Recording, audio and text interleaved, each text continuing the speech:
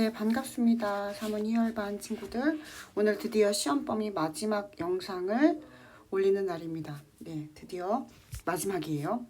자, 사회보장제도에 대해서 공부를 할 텐데, 우리가 학습 목표는 사회, 복지의 의미를 이해하고 유형 및 역할을 설명할 수 있다라고 되어 있지만, 사실 이 파트의 핵심은 사회보장제도 세 개가 있거든요. 사회보험, 공공부조, 사회, 서비스, 이렇게 세 가지의 사회보장제도가 있는데 이 세 가지의 특징을 비교하는 것, 그리고 얘네 둘의 특징을 더 구체적으로 비교하는 것, 이것이 가장 메인이에요. 사회복지의 뜻과 과거와 현대의 사회복지의 개념의 변화도 물론 교과서상으로 나와 있긴 하지만 이건 그렇게까지 중요한 건 아니다. 그래서 간단하게 보면 옛날하고 오늘날하고, 그러니까 복지라고 하는 것이 잘 사는 거잖아. 웰페어, 행복하게 잘 사는 건데, 옛날에는 그 복지의 대상이 어떤 사람들이었냐면 그냥 가난한 사람, 그냥 의식주 해결이 안 되는 사람들만 복지의 대상으로 바라봤다면, 오늘날에는 그냥 모든 국민, 그러니까 모든 국민이 어떤 혹시 모를 무언가에 대비해서, 그러니까 이런 일이 일어날지도 모를 거야 라는 어떤 불안감에 매몰되지 않고 좀 일상생활을 아주 안정적으로 편안하게 할 수 있는 그런 정도까지의 상태를 영위하기 위해서 이제 국가가 그런 복지라는 키워드를 정책과 어떤 방향으로 이제 적용을 시키는 거죠. 그래서 앞에서도 얘기한 것처럼 사회보장제도 세 가지 하면 사회보험, 공공부조, 사회서비스, 이렇게 세 가지를 떠올려줘야 되는데, 일단 큰 틀에서 세 가지고, 그럼 각각 사회보험은 어떤 종류가 있느냐 유형을 물어봤을 때 사회보험은 이렇게 5총사가 있습니다. 근데 다 들어는 봤을 거야. 한 번씩. 국민연금 들어봤죠? 막 그 잔디밭에서 막 해맑게 웃는 뭐 가족 사진, 그네 타는 사진, 약간 이런 느낌. 국민연금. 건강보험, 병원 갈 때 건강보험증 가지고 오셨어요? 뭐 이렇게 얘기 안 하나? 건강보험, 옛날에 의료보험이라고 얘기했었던. 그리고 고용보험은 이제 기업에서 만약에 잘렸을 때 다음 일자리, 다음 직장을 찾을 때까지 일정 금액을 지원해주는 약간 이런 느낌. 산재보험은 그러니까 산재 피해자, 산업재해, 손가락이 잘리거나 공장에서 뭔가 선생님들이 계속 뭐 강의를 하다가 하지정맥류에 걸린다던가, 뭐 목이 뭐 성대가 나간다거나 약간 이런 느낌. 그러니까 일하다가 다치는 경우. 노인장기 요양보험, 요건 이제 사람들이 점점 너무 오래 살아. 너무 오래 사니까 아픈 기간이 길어지는 거죠. 치매 환자도 늘어나고. 그래서 그런 것을 대비하기 위해서 만들어진 보험이에요.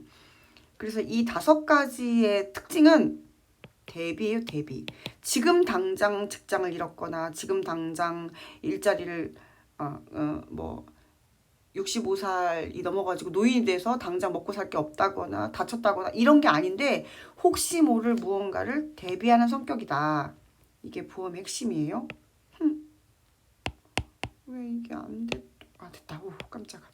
그런데 공공부조는, 자, 대표적인 게 국민기초생활보장. 이거 들어봤죠? 국민기초생활보장 에 해당되는 사람들은 최저생계비의 그 선을 넘지 않았기 때문에 지원이 필요한 거예요. 국가가 너는 이 대상자다, 너는 이 대상자가 아니다 라고 선정을 해가지고 의료급여, 기초연금, 장애인연금 이런 것을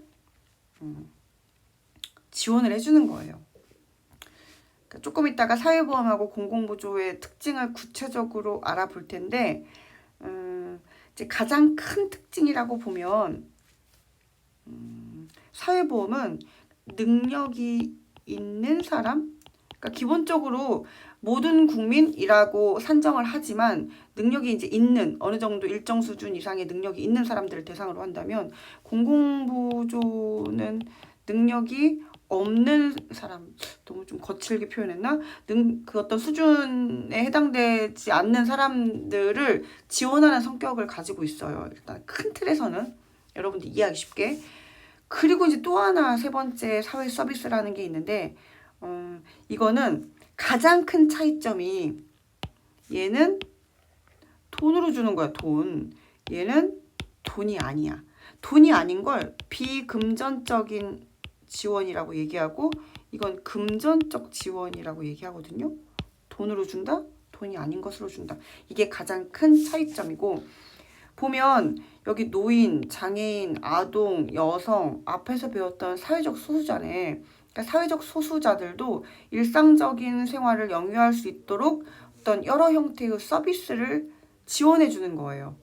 그러니까 뭐 그 어르신들 뭐 목욕해 주는 서비스도 있고 산모 뭐 신생아 지원해 주는 서비스도 있고 간병 서비스도 있고 뭐 이렇게 서비스 형태로 지원해 준다. 돈으로 지원주는 형태가 아니다. 그래서 공공부조랑 사회 서비스랑 사회보험이랑 사회 서비스랑 같이 갈 수 있는 약간 보조적인 성격의 사보장제입니다. 자, 그러면 여기에 지금 김구라 사진 하나 가지고 왔는데 건보료, 건강보험료를 440만 원 낸대요, 한 달에. 어떤 사람들은 한 달에 440만 원 정도 벌 텐데 이 사람은 보험료로 440만 원을 내는 거죠. 평범한 사람들은 보험료로 440만 원을 낼 수가 없어. 그죠? 그러니까 지금 여기에서 어떤 걸 여러분들에게 특징으로 알려주고 싶어서 이걸 가지고 왔냐면 능력에 따라서 어떤 사람들은 보험료를 많이 낼 것이고 또 어떤 사람들은 보험료를 조금 내겠죠. 능력에 따라서 보험료가 달라요. 보험료가. 자, 그걸 이제 여러분들한테 알려주기 위해서 김구라 사진 가지고 왔고 일단 큰 틀에서 세 가지 사보장제도, 보험, 공공부조, 사회서비스 있다라는 건 일단 지금 머릿속으로 집어넣었죠. 그러면 이제 하나하나 특징을 비교해 볼게요. 아까 사회보험은 능력이 있는 사람들, 능력이 없는 사람들 일단 크게 이렇게 나눈다고 그랬잖아요. 그래서 기본적으로는 모든 국민이 대상자로 이제 일단 세팅을 해놔요. 모든 국민을 대상자로 세팅을 해놓고 만약에 너네 보험 가입하고 싶으면 가입해 하지만 하고 싶지 않으면 안 해도 돼가 아니라 강제, 의무 가입이야. 모두. 그러니까 여기 조건에 해당되는 사람들은 그냥 강제 가입, 의무 가입 되는 거고 의무 가입이 아니다. 이게 의무 가입은 이순재 그 선생님이 해주시는 뭐 무슨 보험 선전하죠? AIG 생명보험 뭐 지금 전화하세요 이런 거 있잖아요. 뭐 화재보험 이런 거는 여러분들이 나중에 나 이런 보험 가입해야지 말아야지 그런 건 민간보험이니까 이렇게 선택할 수 있지만 이런 사회보험 국가가 운영하는 이런 보험은 강제다. 강제.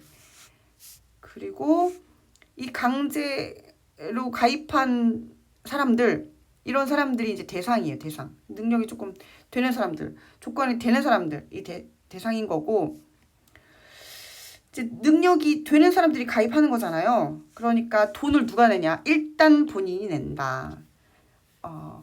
김구라는 건강보험료 440만 원 낸다. 그리고 이제 개인만 내는 게 아니라 세 주체가 같이 내는데 국가도 내고 기업도 냅니다. 그래서 그 어떤 좀 건실한 기업은 고용보험 해서 기업도 내주는데 그러니까 4대 보험이 되느냐 안 되느냐 어떤 기업의 규모에 따라서 그 전단지 같은 거 있잖아요. 막 전단지 붙여 있을 때 4대 보험 뭐 보장 뭐 이런 전단지 본 적이 있을까? 막 전봇대 같은데 전봇대가 없나? 이렇게 붙여져 있는 전단지를 보면 기업도 일부 보험료를 내는 거예요.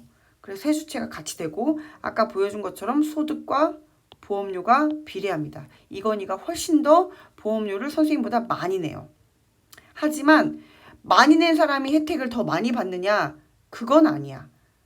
보험료하고 혜택이 비례한 건 아니야. 그리고 아까 사회보험하고 공공부조는 사회복지 서비스, 요새는 복지라는 말을 안 쓰니까 사회 서비스와 달리 여기는 금전적이라고 얘는 교집합이야. 두 개의 교집합. 얘만 비금전적. 자, 사회보험 특징 또 볼게요. 사전 예방적이라고 하는 건 아까 국민연금은 늙었을 때를 대비하는 거, 건강보험은 아플 때를 대비하는 거, 산재보험은 다칠 때를 대비하는 거, 일하다가, 고용보험은 잘릴 때를 대비하는 거, 노장효는 나이 들어서 노인돼서 아플 치매 걸릴 이런 거를 대비하는 거. 다 대비하는 거잖아요. 사전 예방적의 의미는 대비하는 거야, 대비하는 거. 여기 여러분들이 이제 가장 이해하기 어려운 단어 나왔어요. 상호부조. 도대체 상호부조가 무슨 말이야? 상호부조. 주거니 받거니라고 생각하면 돼요. 주거니 받거니. 무슨 말이냐면 개인이 보험료를 내잖아. 나중에 내가 잘리거나 내가 나중에 뭐 배우자가 죽거나 나중에 다치거나 이럴 때 내가 냈던 보험료가 나중에 나에게 무슨 일이 생겼을 때 돌아오는 주거니 받거니가 된다라고 이해하면 좀 쉬울 것 같고 여기에 소득 재분배 효과 있죠. 소득 재분배 효과가 분명히 공공부조가 훨씬 큰 건 사실인데 아까 이건희는 보험료 엄청 많이 내고 선생님은 이건희보다 조금 내고 그러니까 능력에 따라서 돈을 많이 버는 사람들이 훨씬 더 그런 재정적인 도움을 주는 부분이 있기 때문에 소득 재분배 효과가 있다라고 얘기해 줍니다. 종류 아까 5가지 여러분들 머릿속에 집어넣고요. 공공부조는 이제 사회보험과 달리 여기는 선별을 해요. 선별이라고 하는 건 우리가 이제 학교 다닐 때 기초생활수급자라는 말 들어봤겠지만 이거는 내가 신청한다고 다 되는 게 아니라 심사를 하는 거예요. 어디 집이 몇 채 있지? 자동차는 있나?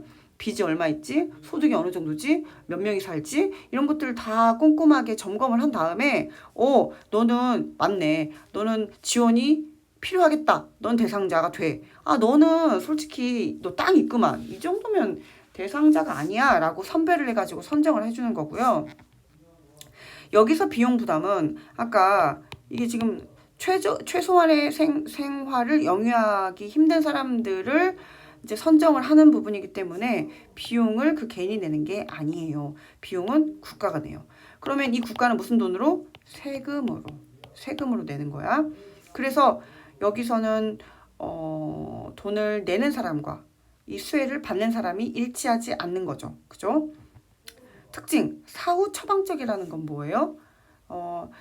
나중에 이럴지도 몰라 라는 예방적인 성격이라기보다는 지금 당장 내가 삼시세끼 먹기가 힘들어. 의식주 이게 좀 안 돼. 해결이. 그래서 이 지금 즉시 이런 것들을 해결해 줘야 되는 상황. 사후 처방적 성격이라고 얘기하고 부정적 낙인이라고 하는 건 선별하는 과정에서 야야 쟤 국가 지원 받는데 라고 하는 물론 뭐 요새 그렇게 얘기하는 사람들은 없겠지만 그러니까 그것을 이제 혹여라도 그렇게 당사자든지 아니면 주변 사람이든지 그런 걸 부정적으로 바라보는 낙인 효과가 발생할 수 있다. 왜냐하면 선별을 하기 때문에 골라내기 때문에. 그래서 우리가 그 이번에 이재명 대통령이